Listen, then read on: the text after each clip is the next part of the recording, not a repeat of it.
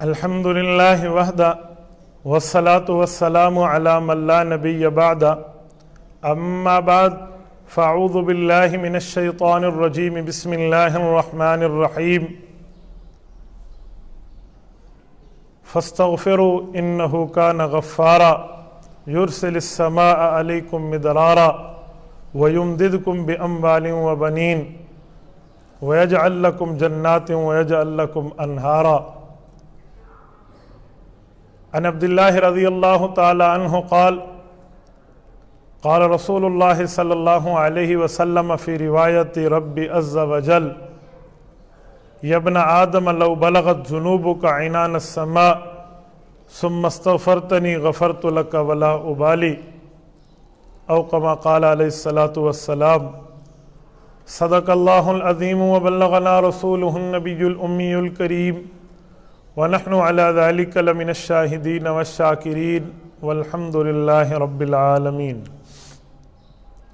معزز دوستو، رمضان المبارک سن 1441 ہجری اور یہ دوسرا عشرہ اپنی آب و تاب سے شروع ہے۔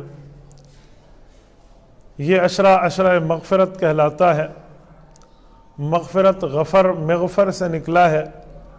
مغفر جنگ میں پہنی ہوئی اس ٹوپی کو کہتے ہیں جس پر کسی قسم کا نیزہ، تیر، تلوار اثر نہیں کرتی۔ تو مغفرت کا معنی اللہ سے معافی مانگ لینے کے بعد بندے کو ایسا سکون میسر ہوتا ہے کہ پچھلے گناہ اس کے اوپر کسی قسم کا اثر نہیں کرتے۔ تو رب العزت سے معافی مانگنا یہ تو اللہ کو بہت زیادہ محبوب ہے۔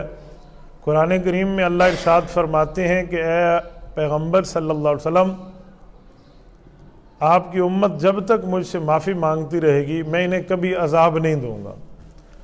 معافی اللہ کو اتنی محبوب ہے کہ وقت کے پیغمبر حضرت یونس علیہ السلام اپنی قوم کو عذاب کی وعید سنا کر اپنے علاقے کو چھوڑ کے باہر تشریف لے گئے تو قوم نے پیچھے استغفار شروع کیا، معافی شروع کی، اللہ سے مانگنا شروع کیا اور رب العزت کے سامنے گڑ گڑانا شروع کیا تو آیا ہوا عذاب بھی ان پر ٹل گیا۔ آپ مجھے بتائیں، وقت کا پیغمبر اعلان کر دے اور اس اعلان کے ساتھ قوم اس عذاب کے انتظار میں بھی رہے اور اس کے بعد بھی عذاب واپس ہو جائے تو یہ اللہ کا کتنا بڑا کرم اور احسان ہے۔ تو اس معاملے میں استغفار کے اندر ایک مزید بات بھی ہے۔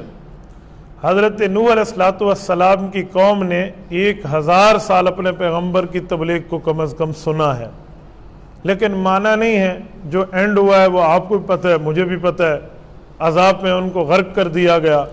لیکن اس قوم کو بھی اللہ نے معافی کا نسخہ استغفار عطا فرمایا تھا۔ فرمایا تھا فاستغفروا انہ کان غفارا، ان ربکم کان غفارا، اللہ سے معافی مانگ لو، تمہارا رب تمہیں معاف کرنے والا ہے۔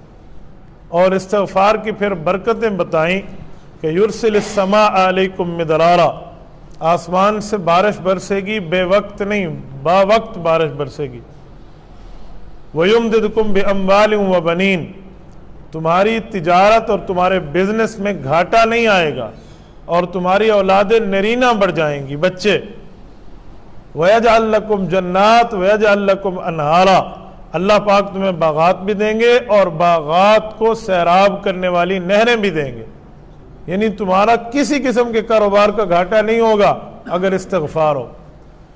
استغفار کا معنی اللہ سے معافی چاہنا، یہ الف سین تا طلب کے معنی میں ہے، اللہ سے معافی چاہنا۔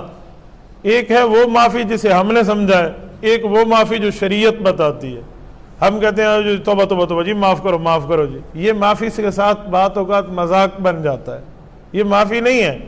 استغفار اور معافی 3 شرطوں کے ساتھ ہوتی ہے۔ نمبر 1، جو غلط کام سے استغفار اور معافی مانگ رہے ہو اسے غلط کام سمجھو اور اسے چھوڑ دو۔ نمبر 2، آپ اس کام کے اوپر یہ طے کر لو کہ میں شرمندہ ہوں، آئندہ نہیں کروں گا۔ یہ طے کرتے ہوئے پھر آپ استغفار کریں، استغفار بنتا ہے۔ کیوں؟ قرآن کریم کہتا ہے توبہ کی شرط یہ ہے، غلط بھی سمجھیں، چھوڑیں بھی، ندامت بھی اختیار کریں، آئندہ نہ کرنے کا عزم بھی رکھیں۔ یا ایھا الذین آمنوا توبوا الی اللہ توبۃ نصوحا، یہ توبۃ نصوحا ہے۔ یہ نہیں ہے میں بدنظری بھی کر رہا ہوں کہ تو توبہ توبہ توبہ، واہ لوگ کیسے دنیا میں بدنظری سے بے پردگی سے پھر توبہ توبہ، وہ دیکھو کر کے میں دوسروں کو شریک کر رہا ہوں، تو توبہ نہیں ہے، توبہ کے ساتھ مذاق ہے۔ تو جس غلطی سے مجھے معافی مانگنی ہے اس غلطی کو چھوڑنا بھی ہے، اس پہ شرمندہ بھی ہونا ہے، اور آئندہ نہ کرنے کا عزم بھی رکھنا ہے۔ تو یہ استغفار کا عشرہ ہے۔ اس عشرے میں ہمارے لیے خصوصی پیکیج ہے، دن میں مانگیں، رات میں مانگیں، صبح میں مانگیں، شام میں مانگیں، اللہ کو منا لیں۔ روٹھی ماں کو منانا مشکل، روٹھے رب کو منانا آسان ہے۔ کیوں؟ ماں آپ کو کسی موقع پہ کہہ دے گی بیٹا یہ غلطی تو نے پہلے بھی کی تھی اب پھر کر رہا ہے۔ اللہ آپ کو کسی موقع پہ یہ نہیں کہیں گے کہ پہلے معافی مانگی تھی اب اس معافی کو توڑ کے پھر گناہ کی پھر معافی مانگ رہا ہے، یہ نہیں کہیں گے۔ آپ نے جس بار ہاتھ اٹھائے، جب بھی ہاتھ اٹھائے، سچے دل سے ہاتھ اٹھائے معافی مانگنے کے لیے، آپ کی ویسے ہی قبولیت ہے جیسے پہلے گناہ کی معافی پہ قبولیت ہے۔ یہ اللہ کے ہاں پچھلے گناہ کا تانا نہیں ہے کہ آپ نے ایسا کیا تھا لہذا آپ نے غلط کیا ہے، آپ کو کسی قسم کی اب معافی کا انتظار نہیں کرنا چاہیے۔ جی نہیں، امت محمدیہ کے ساتھ تو خصوصی شفقتیں ہیں اللہ کی، خصوصی رحمتیں اللہ کی، خصوصی پیار ہے اللہ کا، تو ہمیں اس استغفار پہ اپنا حصہ ڈالنا چاہیے۔ استغفار اتنا محبوب ہے اللہ کے رسول کو، حضور فرماتے ہیں میں دن میں 70 بار استغفار کرتا ہوں۔ میرے پاک پیغمبر تو گناہوں سے محفوظ ہیں۔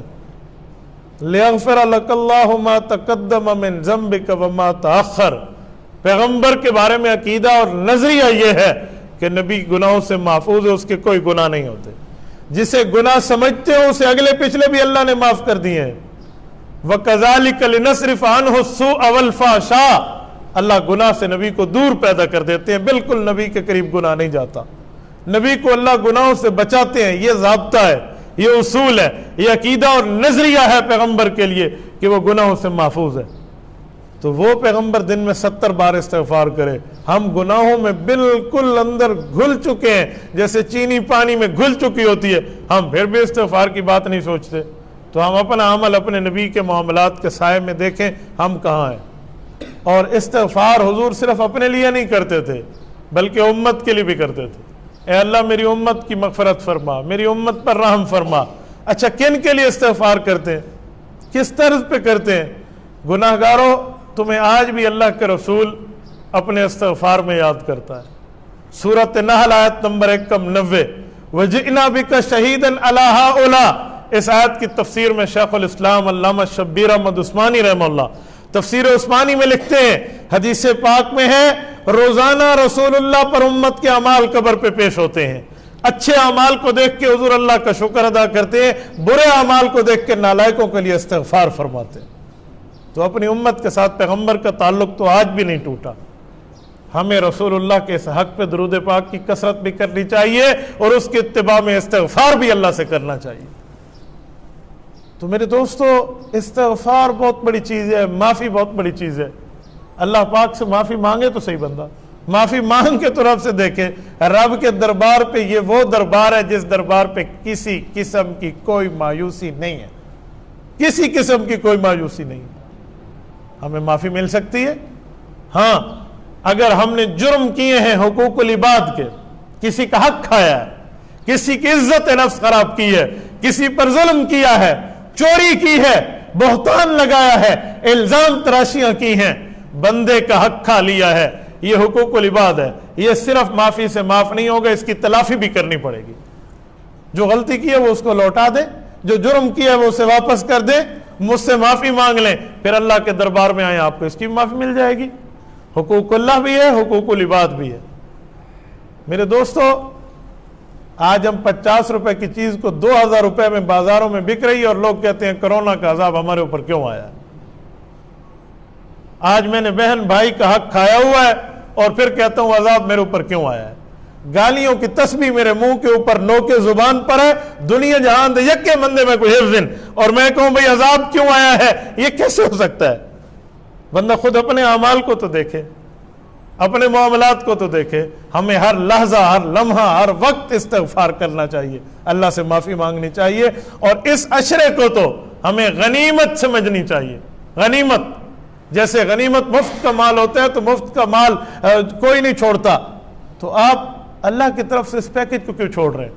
اور اس کے ساتھ ایک اور اعلان یہ بھی ہے کہ اگر اس مہینے میں رب کو راضی نہ کیا تو ایک مہر اور بھی لگنی ہے، وہ یہ ہے کہ رسول اللہ اور حضرت جبرائیل کی دعاؤں سے یہ بات طے ہو چکی ہے کہ پھر یہ بندہ اپنی مغفرت کس منہ سے مانگے گا جو رمضان جیسے مہینے میں بھی اللہ کو راضی نہ کر سکا۔ تہجد کے وقت میں دعائیں قبول ہوتی ہیں، وہ چھوٹا سا ایک وقت ہوتا ہے پورے سال میں، لیکن رمضان المبارک کی 24 گھنٹے کی تمام ساعتوں کو اتنا بابرکت بنایا گیا ہے کہ وہی برکت جو عام دنوں میں تہجد کے اندر ہے، یہاں پورا دن میں آپ کو وہی برکت، پوری رات میں وہی برکت ملے گی۔ اس وقت بندہ اٹھے تو کیا کیفیت ہوتی ہے؟ رمضان کے 24 گھنٹوں میں یہ ہے۔ کیوں؟ جو اعلان تہجد میں صرف اعلان ہوتے ہیں، ہے کوئی مغفرت مانگنے والا ہے، کوئی رزق مانگنے والا ہے، کوئی پریشانی کا حل مانگنے والا، اٹھے میں اسے رزق دوں، اس کی مغفرت کروں اور اس کی پریشانی کو حل کر دوں، یہ اعلان 24 گھنٹے رمضان مبارک میں ہوتے ہیں۔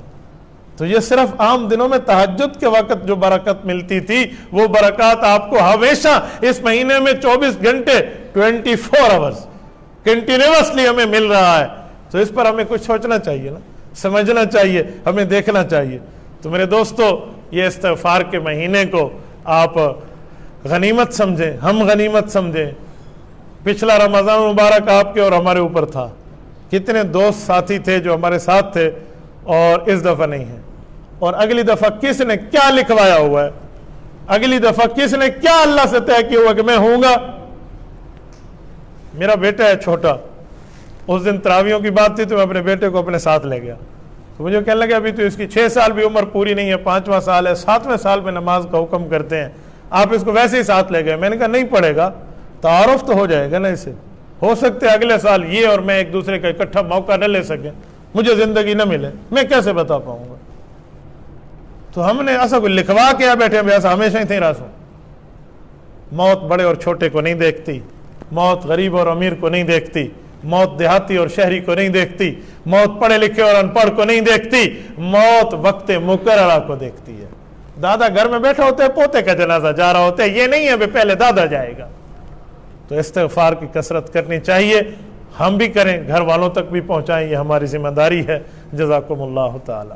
میں آخر میں ایک اعلان بھی کر دیتا ہوں، ہمارے اس مسجد کے متولی خواجہ حافظ عبد الرؤوف رحمۃ اللہ علیہ اب تو وفات پا گئے ہیں، اللہ پاک ان کی مغفرت فرمائے۔ یہ 8 رمضان مبارک کو بھائی عبد الماجد کے والد جو لاہور منتقل تھے، میری رات ان سے بات ہوئی ہے، مجھے تو رات پرسوں ہی پتہ چلا، فرمانے لگے کہ آخر وقت تک اس شخص نے بالکل صحیح سلامت حالت میں گزارا، 2.5 پارے اپنے پوتے سے رات کو تراویح میں سنے، تہجد میں دعائیں مانگتے رہے، بالکل صحت یاب، کو ایسا ویسا مسئلہ ہی نہیں تھا۔